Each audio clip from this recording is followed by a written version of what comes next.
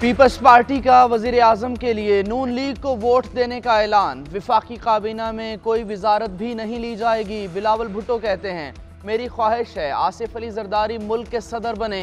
कौमी असम्बली के speaker, deputy speaker और चेयरमैन सेनेट के लिए उम्मीदवार खड़े करेंगे। ये हमारा आईनी हक है। 18 माह नून लीग की हुकूमत में पार्टी को शिकायत रही। नून लीग का वज़ीर आज़म बना तो उसने पुरानी सियासत ही करनी है। हम एहतजाज के साथ नताइज को कबूल करते हैं। CEC इजलास के बाद बिलावल भुट्टो की प्रेस कॉन्फ्रेंस बोले, पीपल्स पार्टी के पास मरकज़ में हुकूमत बनाने का मैंडेट नहीं। मैं खुद को वज़ीर आज़म के लिए पेश नहीं कर सकता। तहरीक इंसाफ ने पहले ही ऐलान कर दिया कि पीपल्स पार्टी से बात नहीं करेगी, जिससे PTI ने जाहिर कर दिया कि वो हुकूमत नहीं बना सकती। नून लीग वाहिद जमात है जिसने हमें हुकूमत बनाने की दावत दी। तहरीक इंसाफ ने विफाक और सूबाई हुकूमतें बनाने के प्लान का ऐलान कर दिया। विफाक और पंजाब में MWM के साथ हुकूमत बनाई जाएगी। KP में जमात इस्लामी के साथ हुकूमत बनाई जाएगी। सेक्रेटरी इत्तलात तहरीक इंसाफ रऊफ हसन की प्रेस कॉन्फ्रेंस में ऐलान, कहा KP में अली अमीन गंडापुर हुकूमत बनाएंगे। नून लीग, पीपल्स पार्टी और MQM से बात नहीं करेंगे। बानी PTI ने आमिर डोगर को कौमी असम्बली में सरबराह मुंतखब किया है।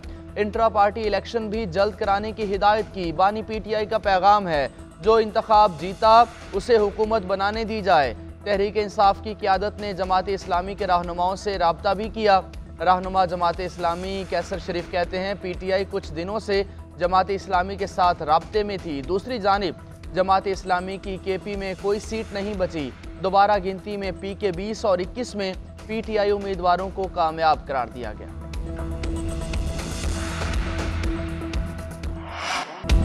आज़ाद अरकान हुकूमत बना सकते हैं तो बड़े शौक से बनाएं। अगर उन्होंने अक्सरियत दिखा दी तो हम ऑपोजिशन में बैठ जाएंगे। शहबाज शरीफ की मीडिया से गुफ्तगू, कहा आईनी और जमहूरी तरीक़ाकार यही है। मरकज़ में बतौर पार्टी नून लीग बड़ी जमात है। अक्सरियत के बावजूद मुशावरत से आगे बढ़ेंगे। कौमी मफाद के लिए कुर्बानी देना होगी और बर्दाश्त करना होगा। आज़ाद उम्मीदवार बड़ी तादाद में जीते, उसे झुटलाया नहीं जा सकता। एक सूबे में नॉन स्टेट एक्टर्स ने लोगों को वोट डालने नहीं दिया। इंतखाबी नताइज आते ही यकतरफा शोर शुरू कर दिया गया। 10-12% पर राय कायम कर लेना मुनासिब नहीं था। वज़ारत उज़्मा के लिए दो पार्टियों में बंदर बांट जारी है। एक कहता है 2 साल वज़ीर आज़म तुम और 3 साल के लिए मैं बन जाता हूँ। PTI रहनुमा लतीफ़ खोसा की मीडिया से गुफ्तगू, कहा नवाज शरीफ यास्मीन राशिद से हार गए थे, उन्हें कबूल कर लेना चाहिए। ताजपोशी के लिए लाए गए ज़िले सुबहानी के ख्वाब चिकनाचूर हो गए। अवाम ने PTI को मैंडेट देकर चारों शाने चिट कर दिया। असद कैसर ने कहा कि PTI किस जमात से इत्तेहाद करेगी, हतमी फैसला बानी चेयरमैन ही करेंगे। हमें कहा गया था बानी PTI की सियासत ख़त्म हो चुकी, लेकिन जो खुदा करता है वही होता है। बानी PTI की सियासत को ख़त्म करने वाले खुद सियासत से दस्तबरदार हो चुके। अवाम ने हमें मुंतखब किया। कोशिश होगी लोगों की तवक्कुआत पर पूरा उतरे। बानी PTI ने फिर वही झूठ, फिर वही इल्ज़ामात दोहराए। कुछ लोग कोई कभी नहीं सीखते। नून लीग की चीफ ऑर्गेनाइज़र मरियम नवाज का ट्वीट, लिखा बानी चेयरमैन PTI जब मकाफात अमल का शिकार हुए तो मैंने सोचा मुश्किलात का सामना करने के बाद शायद उन्हें अपने एहतसाब करने का मौका मिल जाए।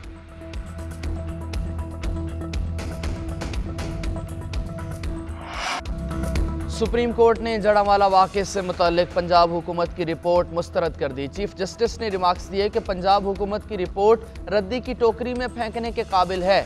रिपोर्ट देखने के बाद मुझे शर्मिंदगी हो रही है। दौरान समाअत तहरीक लब्बैक का जिक्र आने पर चीफ जस्टिस का इजहार बरहमी, रिमार्क्स दिए, सुन लिया अब ये वही लोग हैं फैज़ाबाद धरने वाले, रियासत इनके साथ खड़ी है, अब वो अजदहे बन गए हैं। केसेस की समाअत के दौरान चीफ जस्टिस के इलेक्शन से मुताल्लिक दरखास्तों की खबरों पर भी रिमार्क्स, कहा अखबार में हेडलाइंस लगी हुई थी, सुप्रीम कोर्ट में पटिशन दायर हो गई। चीफ जस्टिस पाकिस्तान को पता भी नहीं पटिशन आई है। आजकल हर कोई मोबाइल पकड़कर समझता है सहाफ़ी है और बस वहीं जिम्मेदारी ख़त्म। आज़ादी सहाफ़त का मतलब ये नहीं कि हर इदारे को तबाह कर दो।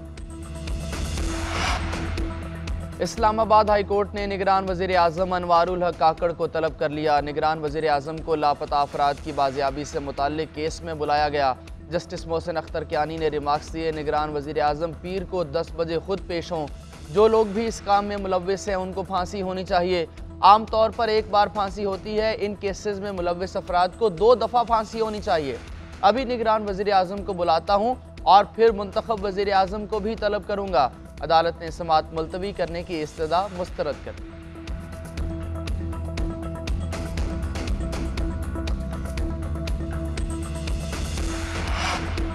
NA 130 से नवाज शरीफ की कामयाबी के खिलाफ आज़ाद उम्मीदवार की दरख्वास्त पर समाअत। लाहौर हाई कोर्ट की दरख्वास्त गुजार को इलेक्शन कमीशन से रुजू करने की हिदायत। वकील दरख्वास्त गुजार ने कहा, CCPO लाहौर की मौजूदगी में हमें RO ऑफिस से निकाल दिया गया।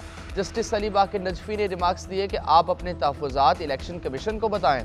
शहबाज शरीफ की जीत पर सूबाई हल्के में दोबारा गिनती का हुक्म। अदालत ने PP 164 में इलेक्शन कमीशन को हिदायत के साथ दरख्वास्त निपटा दी। हमजा शहबाज की PP 147 से कामयाबी के खिलाफ भी दरख्वास्त गुजार को इलेक्शन कमीशन से रुजू करने की हिदायत।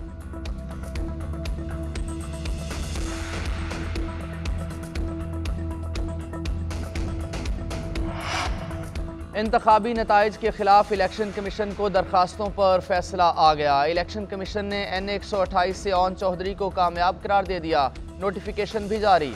नोटिफिकेशन के मुताबिक ओन चौधरी ने 1,72,000 वोट हासिल किए। सलमान अकरम राजा शिकस्त खा गए। NA 11 शांगला से नून लीग के अमीर मुकाम की कामयाबी का नोटिफिकेशन भी जारी। कैसरा इलाही की दरख्वास्त पर NA 64 की दोबारा गिनती मुकम्मल। काफ लीग के चौधरी सालिक हुसैन 1 लाख से जायद वोट लेकर कामयाब करार। कैसरा इलाही को हल्के से शिकस्त खुर्दा उम्मीदवार करार दे दिया।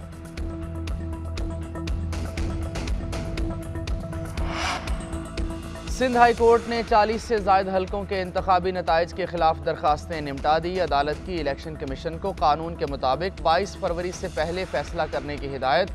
अदालत ने इलेक्शन कमीशन को हिदायत के साथ दरखास्तें निपटा दी। अदालत ने हुक्म दिया कि उम्मीदवारों के हतमी नोटिफिकेशन से पहले ही दरखास्तों पर फैसला किया जाए।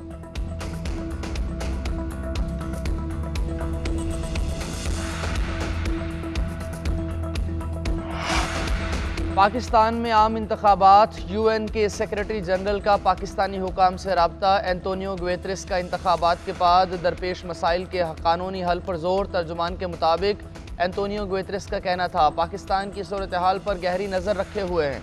इंसानी हुकूक और कानून की हुक्मरानी के लिए पाकिस्तानी अवाम के मफाद का मुकम्मल एहतराम किया जाए। पाकिस्तानी हुकाम और सियासी रहनुमाओं से अपील है वो पुरसकून माहौल को बरकरार रखें। किसी भी ऐसी कार्रवाई से गुरेज किया जाए जो कशीदगी का बायस हो।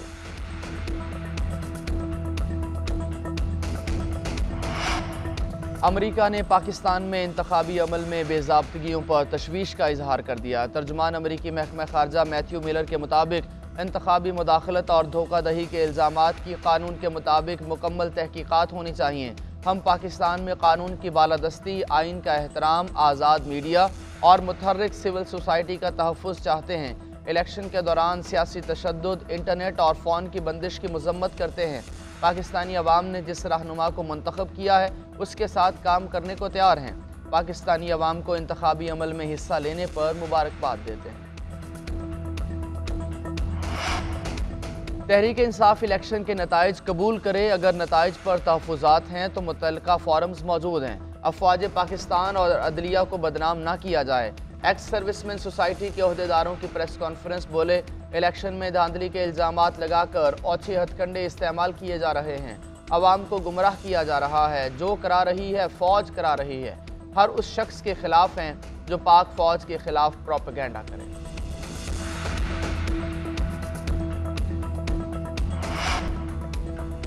PSL ट्रॉफी की तकरीबी नुमाइश। चेयरमैन PCB मोहसिन नकवी ने आंखों को खैरा करती ट्रॉफी से पर्दा उठाया। रेस कोर्स गोल्फ ग्राउंड में रंगारंग तकरीब। तमाम कप्तानों की शिरकत। सिक्योरिटी इंतजाम का भी जायजा। लाहौर का कज़ाफ़ी स्टेडियम इफ्तिताही तकरीब से 9 मैचेस की मेज़बानी करेगा। पाकिस्तान सुपर लीग 9 का आगाज़ 17 फरवरी से होगा।